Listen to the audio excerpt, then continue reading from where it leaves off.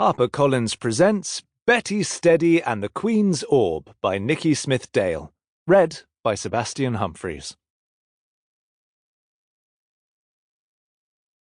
Chapter 1.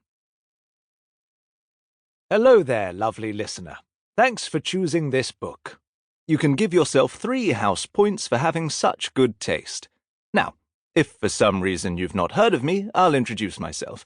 I'm Salvador Catflap, the greatest storyteller in the distant and magical land of Wobbly Rock. There is one other writer here, a farmer called Clammy Pete, but unfortunately he's lost his confidence since his poem, There Was a Young Bee Named Steve, received disappointing reviews.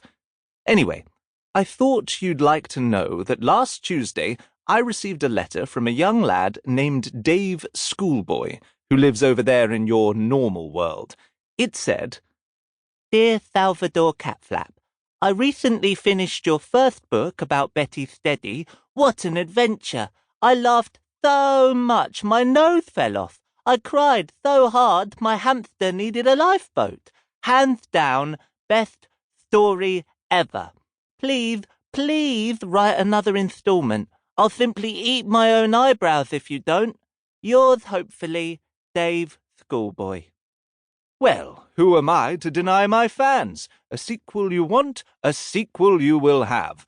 But first, there are a few things you need to know.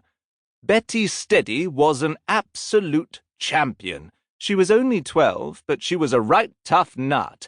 Known as the Guardian of Wobbly Rock, she defended her beloved castle from all kinds of baddies. Thanks to a horrid shrinking spell cast by a wicked toad witch, Betty was tiny. I mean tiny, like she couldn't even sniff your kneecaps on tiptoe. And finally, listener, there are a few poems scattered throughout this book. I promised Clammy Pete I'd showcase some of his new work.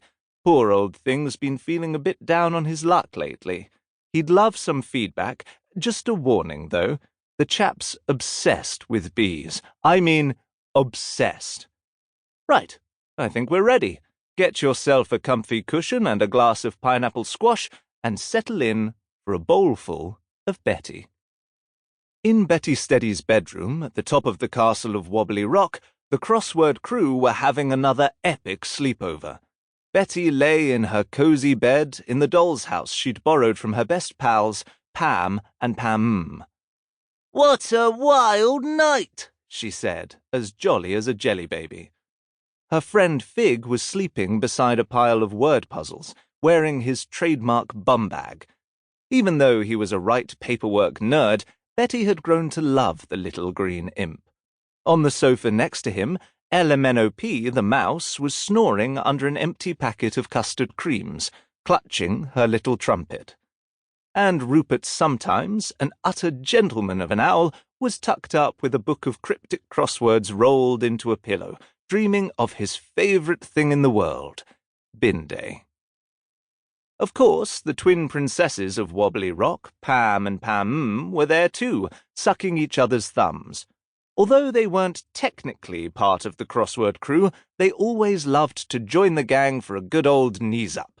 And blimey, it had indeed been a good old knees-up, full of crosswords, jazz solos from LMNOP, and a tense game of pin the wig on the weasel. Watching them sleep, Betty felt a strange bubbly feeling in her stomach. No, it wasn't gas. It was love. These cool characters were the greatest chums Betty could ever ask for. It was an honor to be besties with such a bunch of party animals. Careful not to wake her friends, Betty climbed up the curtain and sat on the window ledge. Being so little, approximately the height of a can of spaghetti hoops, she could fit on the narrow window ledge with room to spare.